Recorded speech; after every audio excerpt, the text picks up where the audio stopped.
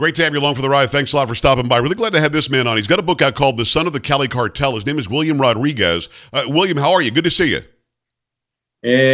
Thank you, John. Joe, the same for you. It's nice to know you and being on your show. It's so nice to have you. Now, there's also another name after Rodriguez, isn't there? Excuse me? You have another last name after Yeah. Rodriguez, right? The problem is that we Colombian or Latinos, so we use the two last names. No, the fathers and my mother. So Okay. my mother's last name is Abadia. So my name is William Rodriguez Abadia. Okay, spell the last one for me. Abadia is Abadia. Abadia. Abadia, and I actually have it on the screen now. I always found that very interesting. Like, I'm Italian, so my name is Giuseppe Giovanni Gian Pietro Pagliarulo. So I've got all these names too, but we just say Joe Pags. Make it easy in America, right? It's a pleasure to meet you. When we look at the drug cartels and the cartels in the 80s compared to what's happening today, we generally speaking think about Mexican cartels today because of human trafficking, sex trafficking, and all the drug trafficking coming across the border. But in the 1980s, when you were in the game and when Pablo Escobar was in the game, it was a very different story, wasn't it? Yeah, because we control the distribution in United States, but now the distribution in United States is done by the Mexican cartels. For all this and this game that is this justice of when you a little fish will get a big one. I believe Colombia got tired and they're not distributing the cocaine over here, and the Mexican have taken over that part of the business. Does the Cali cartel still exist today? No, the Cali cartel died the day I surrendered. That day, I was the last one, outside, and when that happened, my father and uncle made an agreement with the American government, and everything was done. It's William Rodriguez Abadia. He's got a book out called The Son of the Cali Cartel. You seem to be a very mild-mannered person. And from what I understand from researching a little bit, you actually were going to be a lawyer and not going to be involved in the cartel at all. So, what changed? I'm a lawyer. No, I graduated from law, and Okay. I have two master degrees. And yeah, my father prepared myself to be, to run his legal empire, because my father had two. He lived two lives. One was legal. We had a lot of legal companies, and one he was in the night. Like I say, in the day he was a legal businessman, and at night he was one of the biggest drug lords that existed in the cocaine business. And so what happened? My father was persecuted, and everybody was captured, and he didn't have nobody else who to turn. So unfortunately, I took that opportunity that he gave me to become him in the street, and life's changed, no? Because from being a normal person, I had a lot of power, and that start getting in your head. No, I understand that. So your father, what was your father's name? My father's name is Miguel Rodriguez Orejuela. Okay, so your dad was by night the biggest drug trafficker possibly in the world, and by day he did the legal stuff where he did a business that was above board and no problems. You were involved in the daytime stuff, and then eventually you had to go and help him at night. Yeah, I helped him in part of the deal, no, because he needed somebody who helped him with the corruption, political corruption, and and the legal part of that moment he was in jail. He was facing 30 years, so I helped him, make all the arrangements to try to come out some days, not from prison, but United States will never forget them for what they did, and then they were, I started it here to United States, and did they had another sentence of 30 years. Wow. It is William Rodriguez Abadia. Go get his book. It's called The Son of the Cali Cartel. We are presented in America, because of Hollywood, that the cartels in Colombia in the 80s, every day you woke up and killed somebody. Everybody was killing everybody. It was nothing but violence. It was nothing but flash. And I think it's because of Pablo Escobar and how he lived, and the fact that he wanted to be in government, which didn't make any sense. But what was the day-to-day like? Was it where you woke up every day and somebody had to die, or was it not like that? Do we glorify it in America? No, no. Our life our story is a little different, but unfortunately, we had to face Escobar in '88. But before that, it was very different. My father was more in the business thing of this type of a crime. He only was in it for making money and legalizing all his money to different company. We have one of the most big pharmacies in Colombia, and this moment we don't own it anymore because we surrendered to the government. But in this moment, it's one of the 50 more important companies in Colombia. More than 5,000 people work there.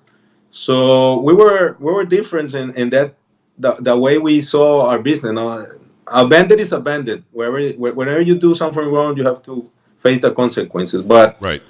we face a different way this operation. But unfortunately, we got this guy didn't forgive us because we didn't follow him in his crusade Right. against the country and the politicians, and then he wanted to wipe us out, and then my father and uncle but defending themselves. And when that happened, things change because when you are facing a monster, you have to convert in a monster, right? So Yes. to beat him. No, that's true. It's William Rodriguez Abadia. By the way, I'm really glad our friend Javier, our mutual friend, connected us. I really appreciate him doing that, and I appreciate you coming on today. Let me ask you about Colombia as a country. Why was Colombia so good, or why was it so available to make so much cocaine in the 1980s?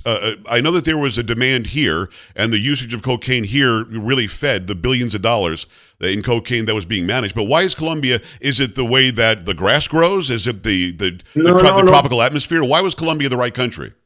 No, I believe it was the right country because it's in a part of in South America where you come in or you go out, right? It's in all the north in facing the two seas. Okay. So I had a lot of ways to take the drugs out, but in Colombia it doesn't grow the best cocaine. The best cocaine is grown in Peru Oh, or wow. Bolivia.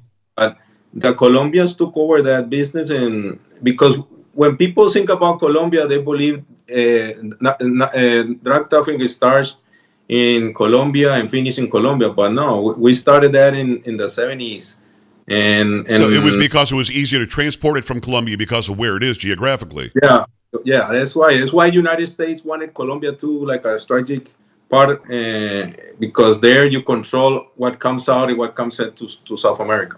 John Gotti in New York historically was one of the mob bosses in the Cosa Nostra, the mob in New York of the five families. He was the Gambino family boss, but he was very flashy. He wanted the cameras. He wanted, they called him the Teflon Don because they couldn't make charges stick to him. He was a guy that was in the forefront in all the magazines. And because of his arrogance and because he was out there like that, that probably is what brought down the families.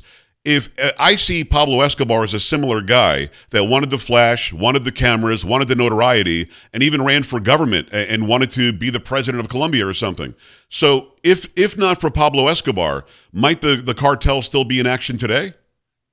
I believe that maybe yes, because in the end of the '70s and the first years of the '80s, drug trafficking was almost accepted in Colombia because everybody was making a lot of money. Right.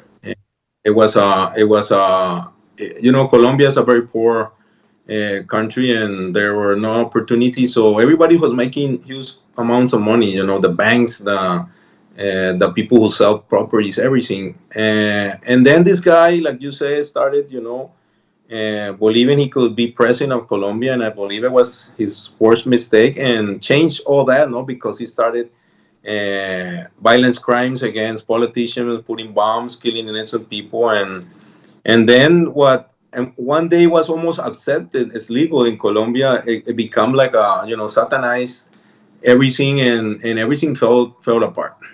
It's amazing what one man can do. We're also led to believe in America that the Cali and Medellin cartels hated each other. Did you guys get along for a while, or did you always dislike each other? No, no. At first, they had relations because my uncle was very close to one of Pablo's associates, the Ochoa brothers, because he was laundering a lot of money through a banks in Panama, and they were associates and that. But then Pablo started doing all this, bull stuff and killing people, and we weren't, our war was against the state, against United States was legally, we fought legally, Yeah. and we didn't believe in bombs and those type of stuff. So this guy, he got upset with us, and he waited a moment, so he declared a war against us, and that's why I believe he lost, because he was fighting different wars at the same time, and you cannot fight with everybody. I agree. That makes a lot of sense. It's William Rodriguez Abadia. He's got a book called The Son of the Cali Cartel. Go get this, The Son of the Cali Cartel. I really appreciate you coming on today. As we watch the show Narcos, I know that you're not very happy with what they showed in Narcos, because it seems to be upside down from what you're telling me. And in that show, correct me if I'm wrong, I think they depicted you as being killed. No, not only being killed. I was shot 8 times in Colombia. In Well, I mean, the I'm talking to you now, William. So you didn't die, obviously, and I'm so glad you're alive. But in the show, they showed you dying, didn't they? Yeah, but because they made a character that's not me, and they made a lot of harm to me, because they put me like I was a hitman, a Right. crazy lunatic that wanted to kill everybody, and I'm not that person. People who know me know I was a lawyer, and everybody in this organization had a role, and my role was the legal part in the corruption. That was what I did, and that's why I had to pay my for my crimes, and I did.